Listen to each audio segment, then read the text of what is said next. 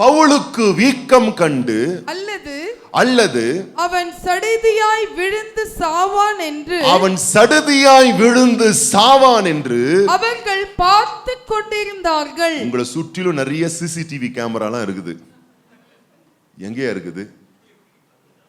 எங்க சர்ச்சு உள்ள இருக்குதுங்க, வெளியே இருக்குதுங்க.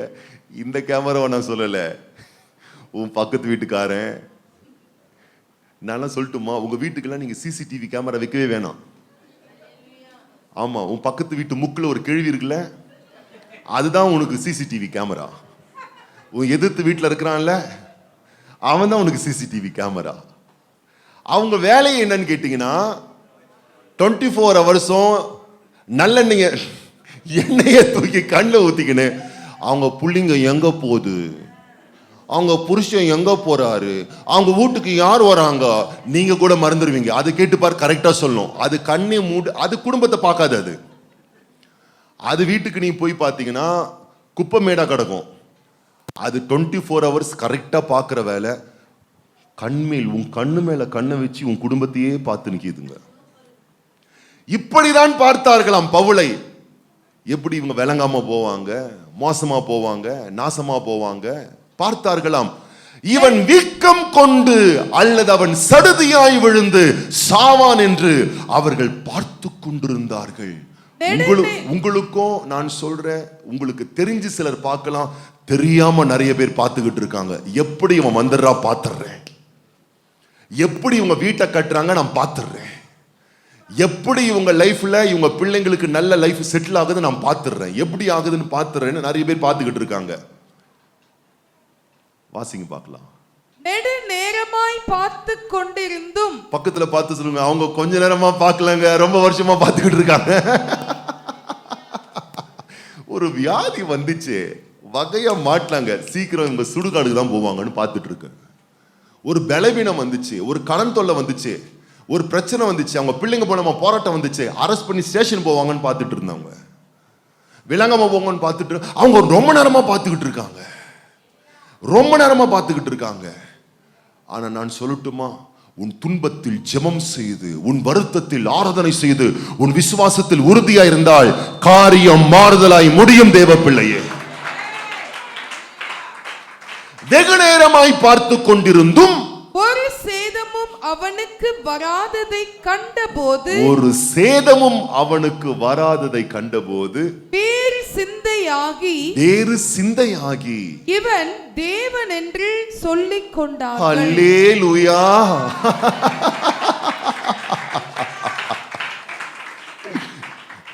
இந்த வாய் தான் சொல்லுச்சு, இவன் கொலைபாதகன் அல்லவா, இவன் குற்றவாளி அல்லவா.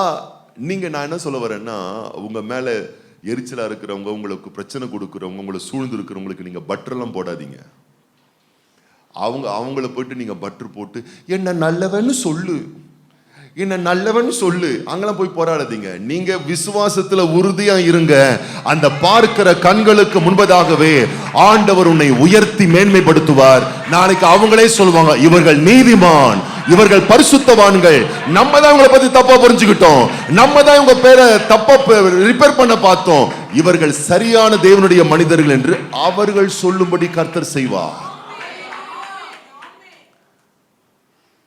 நான் செய்ய வேண்டிய ஒரே ஒரு காரியம், உபத்திரவமோ துன்பமோ ஜெபம் பண்ணுவதில் உறுதியாயிருங்கள், விசுவாசத்தில் வலிமையாயிருங்கள், பிரச்சனை நேரத்தில் உறுதியாயிருங்கள். வலிமையும் உற்சாகமும் நமக்கு எப்பொழுதும் இருந்து கொண்டே இருக்க வேணும். அதுக்கப்புறம் பாருங்க, இப்படி சொன்னவங்க மட்டும் இல்ல, அடுத்த வசனம் வாசிங்க பார்க்கலாம் வேகமா. தீவுக்கு முதலாளியாகிய புபிலியு என்னும் பேர் கொண்டவனுடைய நிலங்கள் அந்த இடத்துக்கு சமீபமாய் இருந்தது. அவன் எங்களை ஏற்றுக்கொண்டு 3 நாள் பட்சமாய் விசாரித்தான். 3 நாள் எப்படி விசாரிச்சானா? பட்சமாய் விசாரித்தான். அப்படின்னா பார்த்து பார்த்து கவனிச்சாங்களாம். சும்மா இந்தாங்க இங்க தங்கிக்குங்க, இதை சாப்பிட்டுக்குங்க அப்படின்னு இல்லையா, பார்த்து பார்த்து. ஏன்னா கடவுள் மாதிரி ட்ரீட் பண்ண ஆரம்பிச்சிட்டாங்க. நான் சொல்லட்டுமா, ஒரு நாள் வரும், கேவலமா பார்த்தவங்க எல்லாம் உன்னை கடவுள் மாதிரி ட்ரீட் பண்ண ஆரம்பிப்பாங்க. உன் சொந்த குடும்பம், உன் புருஷன் கூட உன்னை கேவலமா பார்த்திருக்கலாம், உன் மனைவி கூட உன்னை கேவலமா பார்த்திருக்கலாம். யாருக்குமே தெரியாது, உனக்கு மட்டுமே தெரியும். என் குடும்பத்திலே என்ன கேவலமா பார்க்கறாங்க, என் சொந்தங்கள் என்ன கேவலமா பார்க்கறாங்க. நீ விசுவாசத்துல மட்டும் ஸ்ட்ராங்கா இருந்து பாரு, ஜெபத்துல மட்டும் உறுதியா இருந்து பாரு. யாரு உன்னை குற்றமாய் பார்த்தார்களோ, கேவலமா பார்த்தார்களோ, தீர்க்க தரிசனமா சொல்றேன், உன்னை கடவுளை மாதிரி பார்க்கிற ஒரு காலம் வரும். தெய்வத்தை போல உன்னை பார்க்க ஆரம்பிப்பாங்க. அந்த அளவுக்கு மதிப்பு மரியாதை கொடுக்கக்கூடிய அளவுக்கு அழகான மாற்றங்கள் வரும். இப்ப நான் செய்ய வேண்டியது ஒன்னே ஒண்ணுதான், துன்பப்படும் பொழுது ஜெபிக்க வேணும். சில வழுக்கல்கள், சறுக்கல்கள், 1000 பலவீனங்கள், துயரங்கள் வந்த உடனே விசுவாசத்தை ஒரு நாளும் விட்டுவிடக்கூடாது. பவுல் சொல்லுகிறார் பாருங்களேன், ஆச்சரியமா இருக்கும். அவருடைய விசுவாசத்தை கண்டும் நாம் வியக்கிறோம்.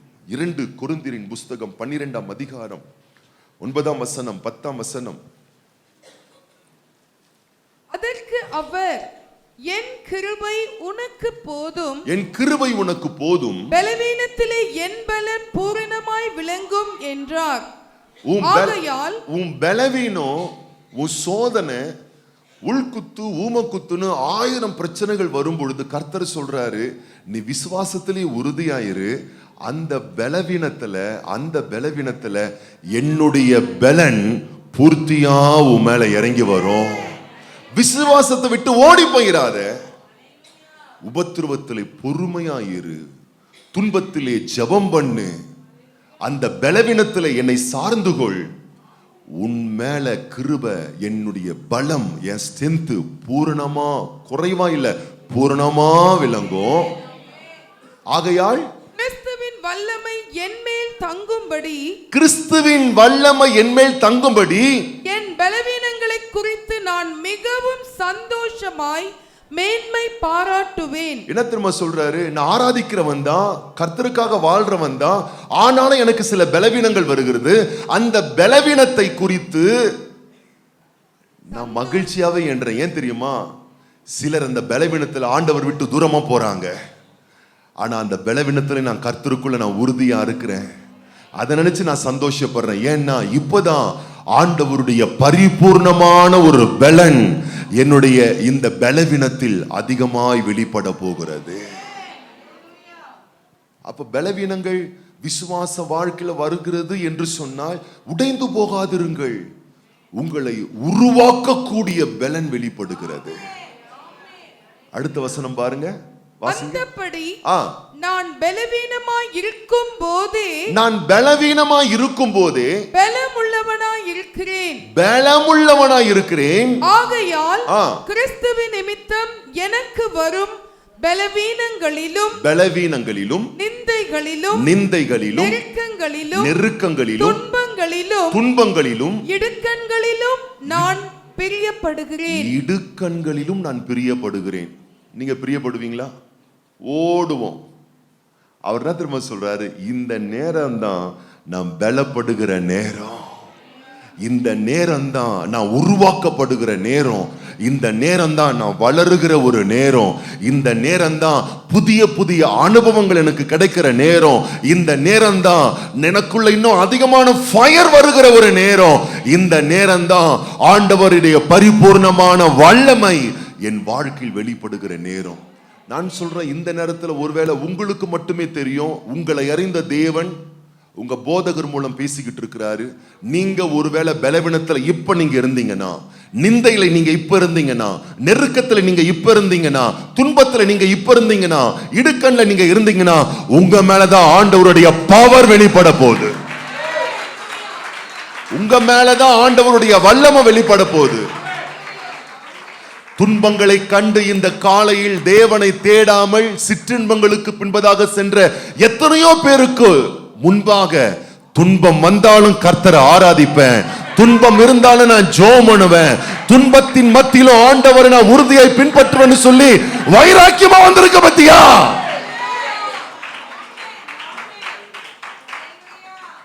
சிலர்லாம் பார்க்கிற இந்த காலையில எவ்வளவு தூரம் பயணப்பட்டு எல்லாம் வந்திருக்கீங்க இங்க. நான் சொல்றேன், உங்க பிரயாசம் வீணே போகாது அன்பான பிள்ளையே. ஆண்டவர் உதவின்னு ஒண்ணு செஞ்சா அதை ஃபர்ஸ்ட் உனக்கு தான் செய்வார். நன்மைன்னு செஞ்சு அதை ஃபர்ஸ்ட் உனக்கு தான் செய்வாரு. ஆசீர்வாதம் தந்து அதை உனக்கு தான் ஃபர்ஸ்ட் தருவார். ஏன் தெரியுமா? நீ உபத்திரவத்திலேயும் உண்மையா இருக்கிறா. யோபு வாழ்க்கையில 1000 சிற்றைகள் வரும்பொழுது ஆண்டவர் காத்துக்கிட்டே இருந்தாரு, எப்ப இவனுக்கு உதவி செய்யலான்னு. 42ஆம் அதிகாரம் யோபுவின் புஸ்தகம் 42ஆம் அதிகாரத்துல யோபுவினுடைய வாய்மொழிகள் சொல்லுகிறது, கர்த்தர் குறித்திருக்கிறத நிறைவேற்றுவார். அந்த 42ஆம் வசனத்துல ஒரு ரெஸ்டோரேஷனையே தேவன் ஏற்படுத்தி கொடுக்கிறார். அப்ப தெளிவாய் இருங்கள், உறுதியாய் இருங்கள். உங்கள் பரீட்சையின் நேரம் உங்களை பரீட்சை பார்க்கறதுக்காக அல்ல, சோதனை நேரம் உங்களை சோதிப்பதற்காக அல்ல, நீங்க தேவனுடைய அன்பை விட்டு விலகுவதற்காக அது வருது.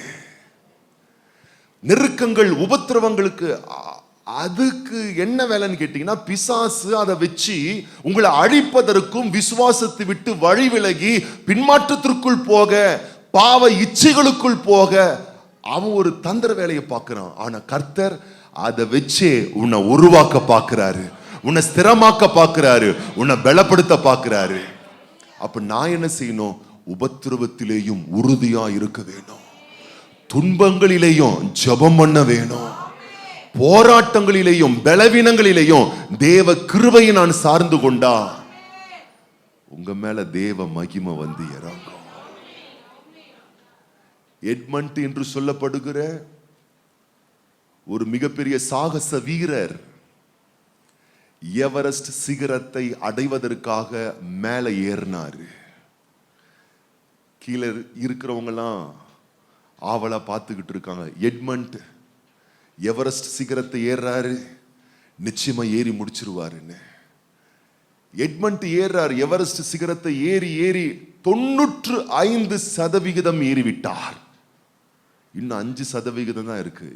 அது 5% ஏறத்துக்குள்ள சறுக்கி கீழே விழுந்து விட்டார். அங்க இருந்ததான பத்திரிகையாளர்கள், பேட்டி காணக்கூடியவர்கள் எல்லாரும் எட்மண்ட சூழ்ந்துக்கிட்டாங்க. நீங்க ஜெயிச்சிருவீங்கன்னு நினைச்சோம். நிறைய பேர் அப்படிதான் நம்ம கிட்டயும் வருவாங்க. நீங்க பெட்டர் ஆயிருவீங்கன்னு நினைச்சோம், சிறப்பாயிருவீங்க நினைச்சோம், சூப்பர் ஆயிருவீங்க நினைச்சோம். ஆனா லைஃப் முக்கி போதே, இப்பவே நடந்துரும், இப்பவே யாருன்னு பார்த்தோம், முக்கி போ அப்படின்னு சில உசுப்பேத்துற கூட்டம்லாம் இருக்குது. இப்படியும் பண்ணுவாங்க. என்ன பண்றது, கர்த்தர் பண்ணல, கர்த்தர் செய்யலன்னு அவர் மேல பழி போட்டு போயிடக்கூடாது. நான் எதிர்பார்த்திருக்கிற முடிவு அவர் தருவாரு அப்படின்ற மாதிரி பேசணும். எட்மண்ட் கிட்ட கேட்கிறாங்க, என்ன எட்மண்ட் தோற்று போயிட்டீங்களே, சரிஞ்சு போயிட்டீங்களே, கீழே விழுந்துட்டீங்களே, பாவமா இருக்கு உங்களை பார்த்தா. 95% ஏறிவிட்டீர்கள், 5% உங்களால் ஏற முடியவில்லையே. எட்மண்ட் ரொம்ப தில்ல ஒரு ஆன்சர் பண்ணாரு. இந்த எவரெஸ்ட் சிகரம் இவ்வளவு உயரமா இருக்கிறது அல்லவா, இனிமேல் இந்த எவரெஸ்ட் சிகரம் 1 இன்ச்சு கூட வளராது. ஆனா எட்மண்ட் இன்னும் அதிக பயிற்சி எடுத்து, நான் வளர்ந்து முயற்சி எடுத்து மீண்டும் ஏறுவேன். அப்ப ஏன் வளர்ச்சி எவரெஸ்ட் சிகரத்தை விட அதிகமா இருக்கும். அடுத்த முறை எவரெஸ்ட் சிகரத்தின் உச்சியில மேல போய் நின்னு அவர் உள்ளம் கால்ல அந்த எவரெஸ்ட் சிகரத்தினுடைய உச்சி இருந்ததா. இப்ப அவர் சொன்னாராம், இறங்கி வந்து ஜெயிச்சதுக்கு அப்புறம் சொன்னாராம், நான் சொன்னேன் இல்லையா, எவரெஸ்ட் சிகரம் இனி வளராது, ஆனா நான் இன்னும் வளர்ந்துகிட்டே இருப்பேன். நான் சொல்லட்டுமா, உன்னுடைய பிரச்சனை இனிமேல் வளராது, உன் துன்பம் இனி வளராது, உன் போராட்டம் இனி வளராது. அது அவ்வளவுதான் அதுக்கு பவர். ஆனா நீயோ வர வர வர வர விருத்தி அடைந்து இன்னும் பெரியவனாவாய், இன்னும் பலப்படுவாய், இன்னும் உயர்வடைவாய், இன்னும் வாழ்ந்திருப்பாய்.